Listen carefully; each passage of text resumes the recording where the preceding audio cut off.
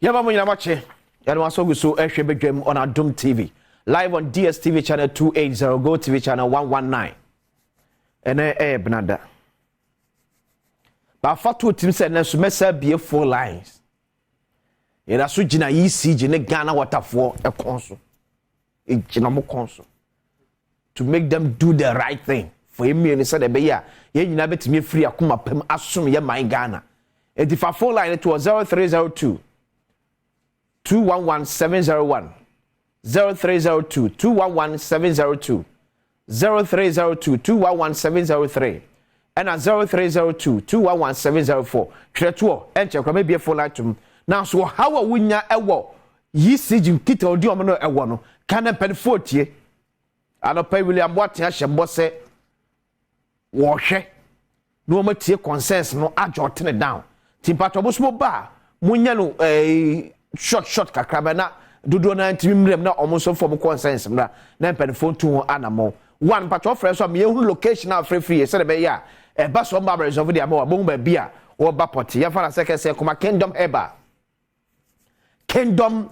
or the kingdom garlic bitters and a kingdom garlic capsules abadwas ni nyina ya de kroya djuma ba ko e bo my new system ano ye din eboa masrade awduru adori ni padwem no esalisa ni nyina de free wonom obie no anom kingdom garlic bitters na kingdom garlic capsules awonu honda pebe na mebo ye pass na be ya yare kitinkiti bia ba ni padwem na adusun kunim no kingdom timintu ase enfama new kingdom ginseng power capsules new kingdom ginseng power capsules e be maduro no ba se da bia hye so kai wo se enye aphrodisiac eye dure ba ma onu mu a esiesi ni padwanya se na be ya sinton na ewo ni padwama ba ma wontimi perform won paso se ba ma mu no eyi se sinton nyina de free honum ama akosem otim se yes ba ma wo so watiatna tremendous so ni we ma ne de ampa twemfa tiese ya so no enya kama Ghana ba bia 200 bia no okwa se be ka kingdom ni pa bia 24 ni echre kingdom herba center o kan shi drug bia na frame 0275 804 064 0275 804 064 and 0302 938 153 0302 938 153 Kingdom or no challenger. Numi amsa manfo ani age enyumo okay data ye fantuna ye entie nwene na eno na esiesi o man no tie sa nwe bi anum na wantie bi tie nyuwe tie nyuwe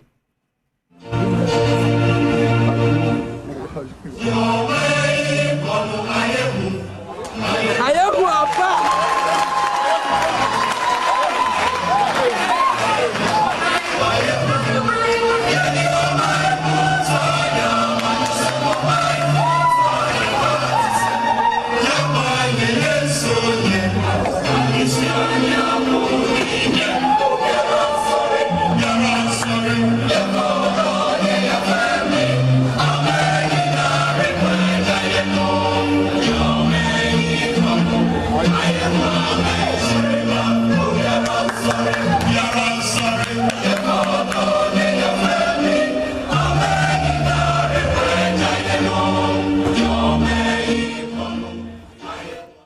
ayehu amomai and before me call ECG so be so I me shada na ye Ghana Revenue Authority boss no opani sem bi koso atra hwene ye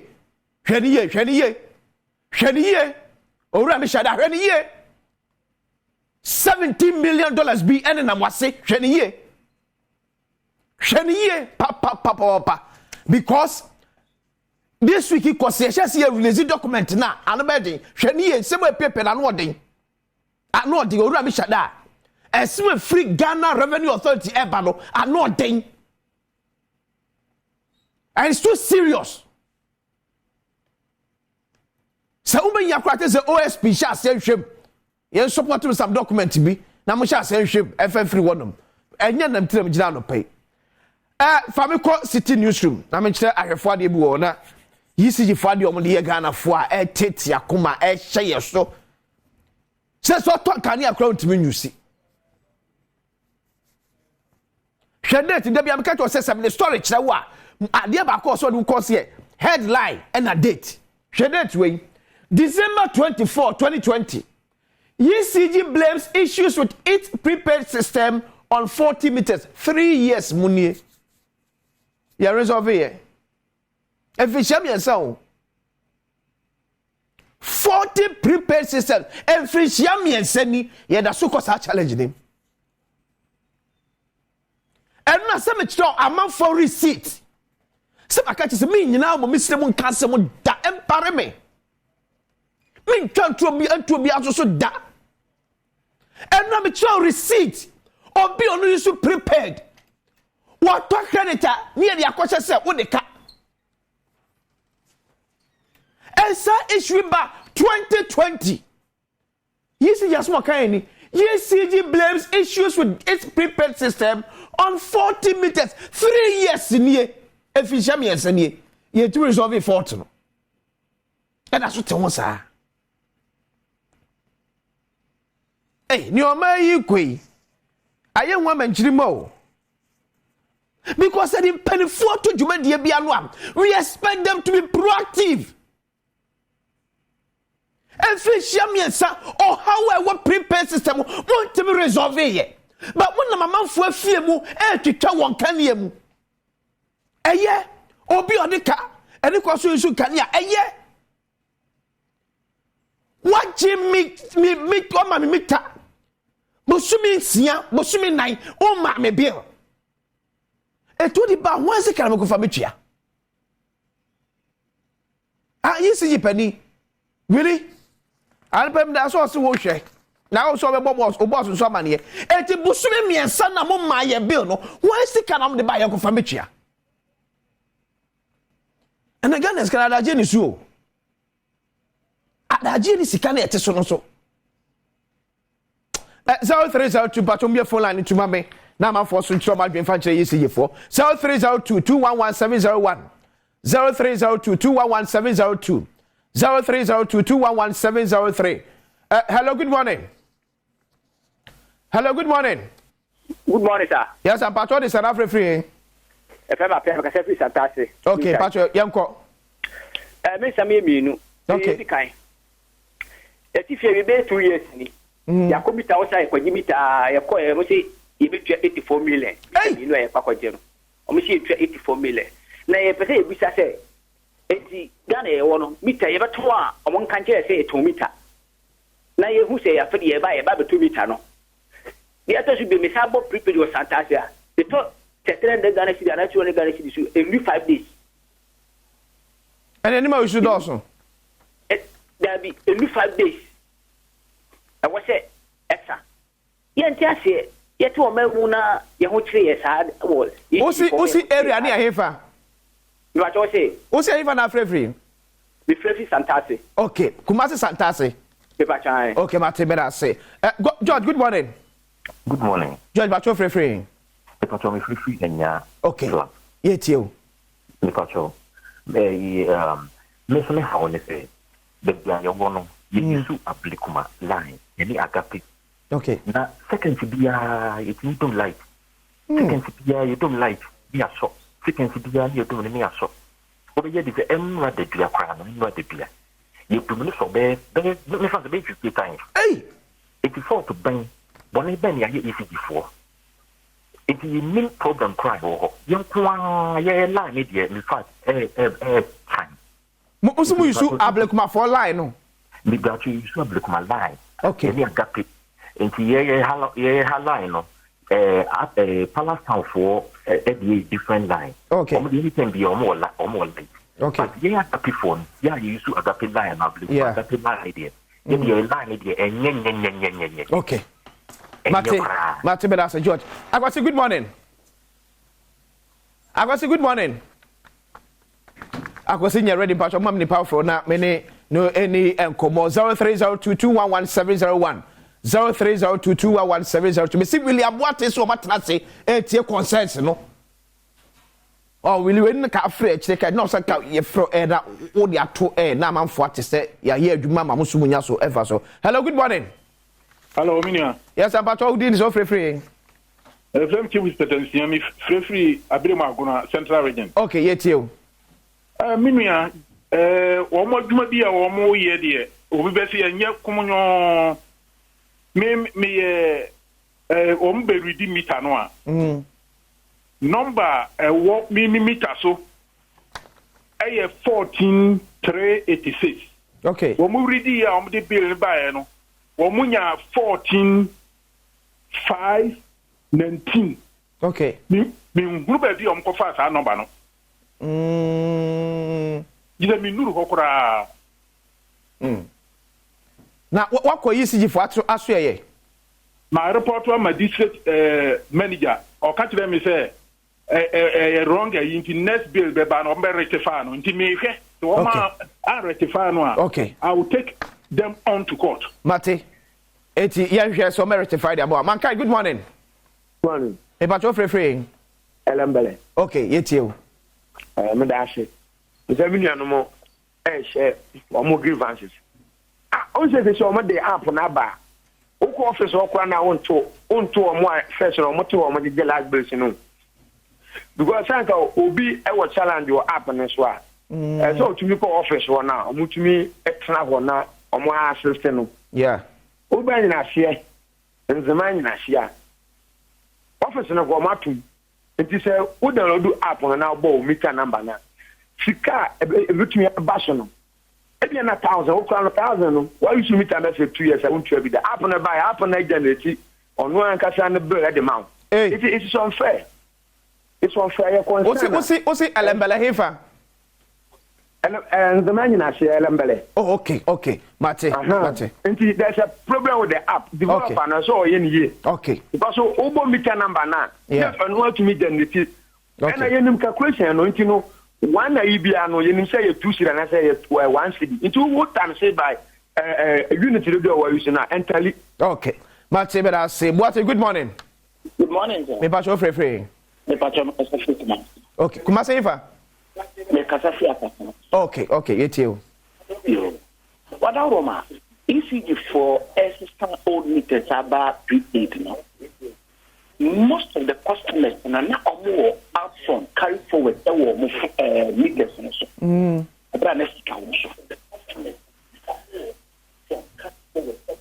Omode meters and the ball, my take service. Out the ball is to use. Or my amount will take our warm.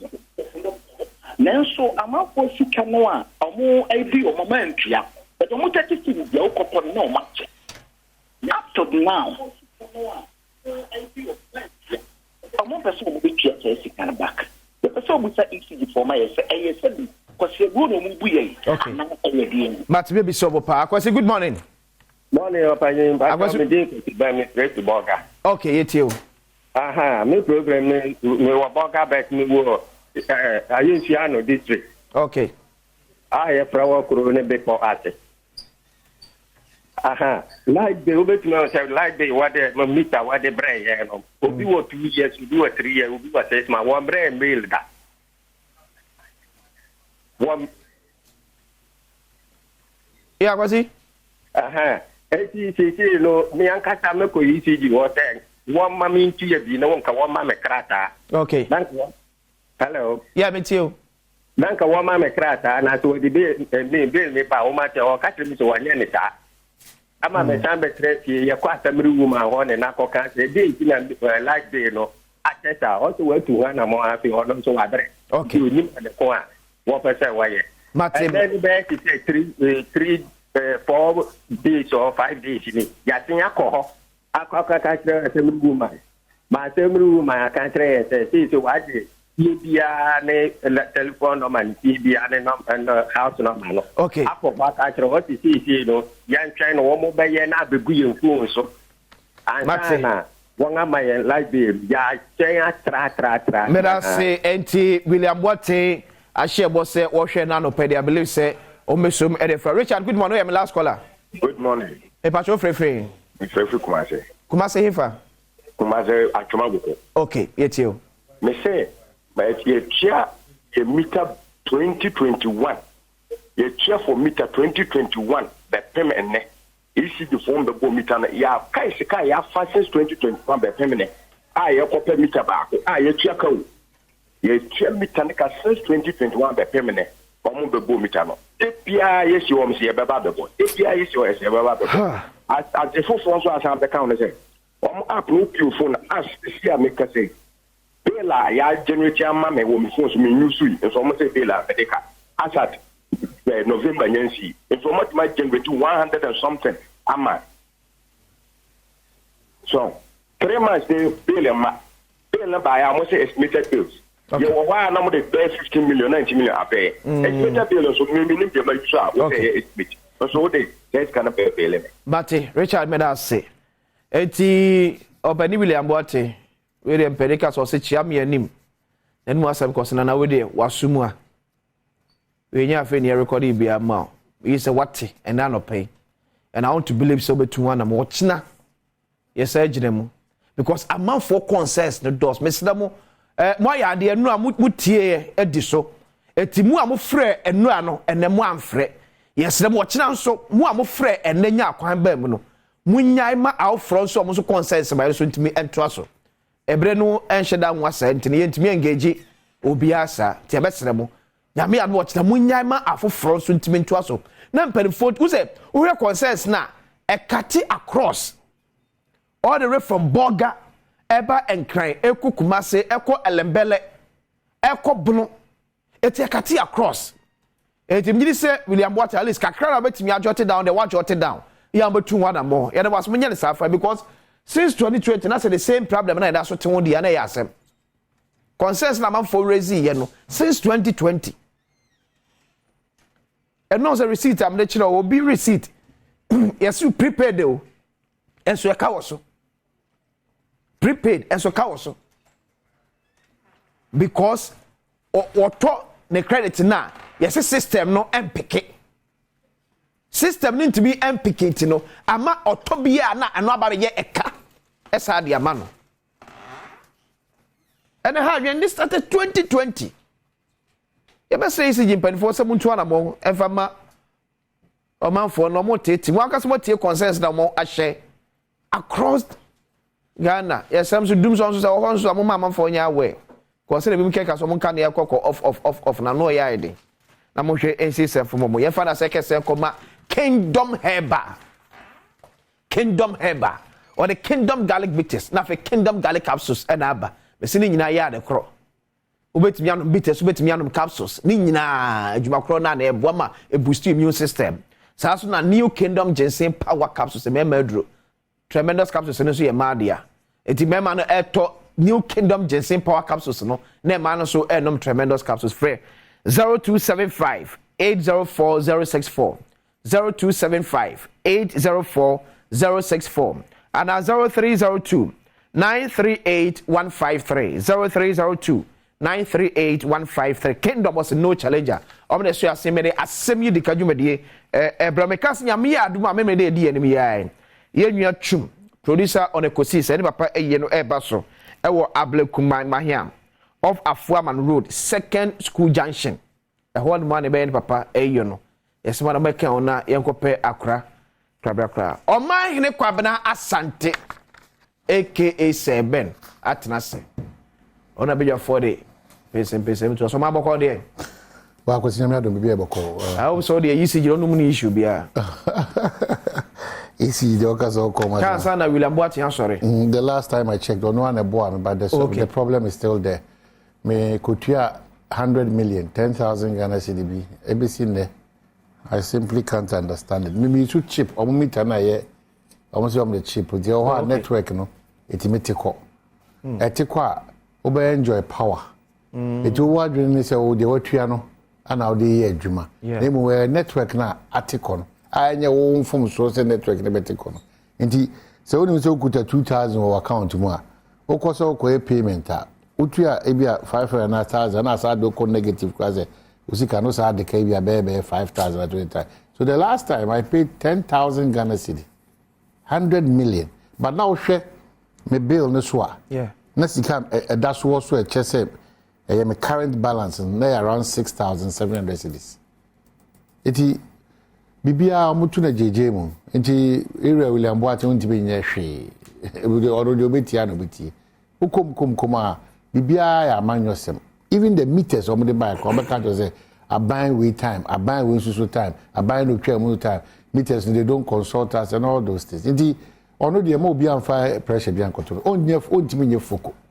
That is how we have lived this country. And now say Ghana water for us more embark on a year revenue mobilization. As we speak, baby, I'm 3 months in here.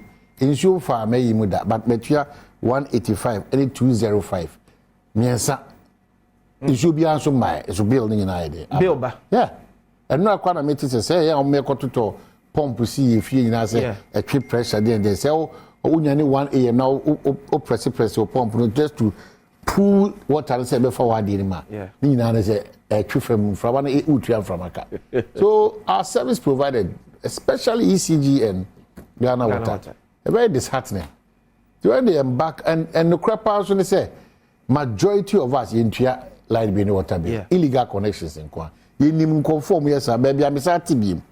You will be on me so for Honma. Now no do more combo a ECG pole no be ahoma fa ho saa no be a she pipe mu. Ano mo two form free pole no one air connector come fee. So but for me intervention come to form as akata so as light wo fee. Na me na me tuaka. So it's a huge problem. A chain. Yeah, it's a huge problem. Indeed, area William Boate area Stanley Mate, they know all these challenges. And tankers are in Suba. A bono jump one a jumpo.